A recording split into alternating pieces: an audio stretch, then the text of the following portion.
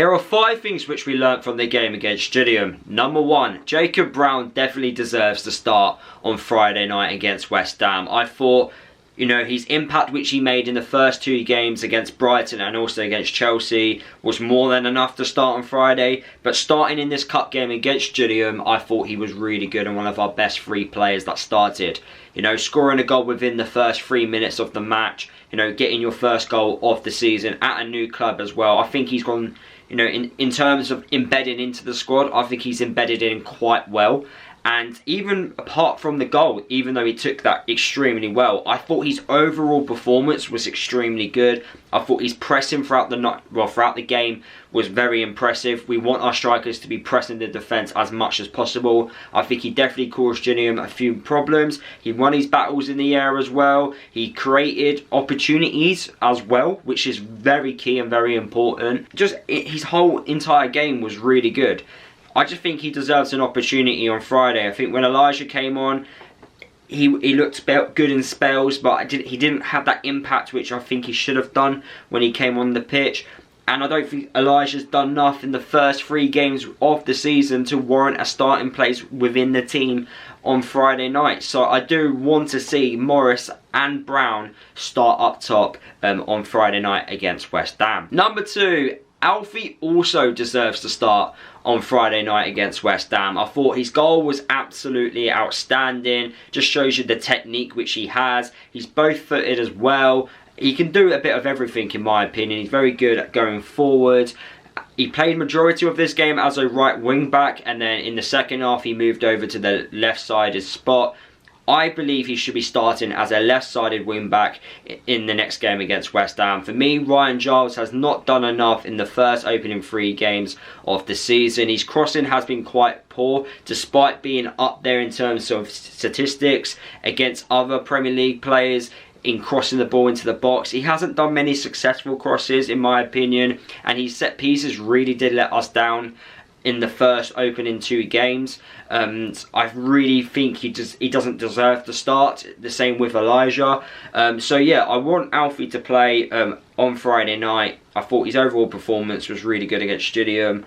And yeah, I really want to see him start because he had a fantastic season last year. Obviously, I understood why Ryan Giles has started the season because the amount of money we paid for him and also what he also did last season in the Championship. And he also has that ability. But I do think Alfie deserves an opportunity on Friday night to play against West Ham. Number 3, I'm going to keep banging the drum until we bring a centre-half in, but I think the game against Gillingham also showed that we were far too easily split at the back. You know, Gillingham attackers got in behind far too easy, created so many opportunities.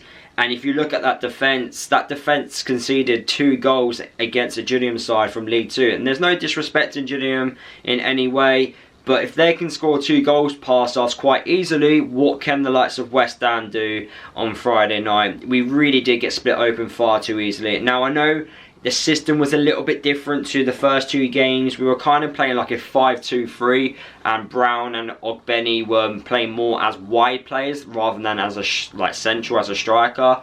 But still, Gillingham still got in behind our defensive line far too easily, and that's definitely something that needs to be worked on. A centre half coming in does provide, you know, extra competition. We are still, you know, to have 2 players there that are still got a few knocks, you know, with Osho and Potts. So yeah, we need another centre half in. We lack a little bit of quality in those areas. We have been linked with many centre halves over the summer. The transfer window ends this week, so if we can bring one in, that would be perfect.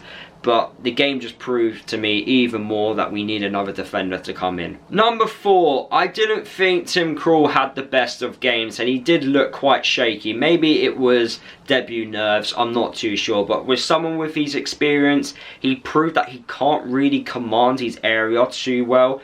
And that's what worried me a little bit. There were times where he could have just caught the ball and he decided to punch it, which then left us even more exposed and gave more of an opportunity to the Gillingham attackers to do something in the last game. And yeah, I just wasn't comfortable as I have been with Thomas Kaminski in the first 2 games. And Tim Krul didn't really, you know, I don't think, you know, provided an argument that he should be starting on Friday against West Ham. So I think Thomas Kaminski, his spot is probably secure for at least another few more games, especially with the way he started his life as the Luton Town #1 goalkeeper. And number 5, I don't want to sound too negative, but the pitch did not look great, did it, on Tuesday night? Now, I don't know if we've done that on purpose or if the stadium's had an impact, you know, with the new stand, but it was very patchy, the pitch, and I have a feeling that we've done that on purpose because of, you know, we don't want teams to play pretty football at home, especially at our place. But I can understand if the stand had an impact towards that. You know, I'm not stupid. I understand that the pitch probably wasn't the priority. However, it didn't look too great, but despite saying that, we still were able to play pretty football in certain parts of the game, despite the massive amount of rain that appeared throughout the game on Tuesday night. But yeah, it didn't look the best condition, especially from last season. But as already mentioned, the stand may have had an impact. But it'd be interesting to see if the pitch stays like that throughout the whole of the season, to stop maybe, you know, the likes of your Manchester Cities, your Arsenals coming over to Luton and trying to play really, you know, tiki-taka football and, you know, try and outplay us. And I think the pitch has been made to look like that to stop that from happening going forward. But anyway, guys, that is the end of the video. These are the 5 things which I think I've learnt from the game against Gillingham. Let me know your 5 things which you've learnt from the game against Gillingham. Drop a like on the video if you did enjoy it. Make sure you check out my match vlog and also my match reaction, which was also been posted in the last 24 hours. That'd be greatly appreciated. Follow me across all my social media if you haven't done already, guys. And I'll see you all in the next video.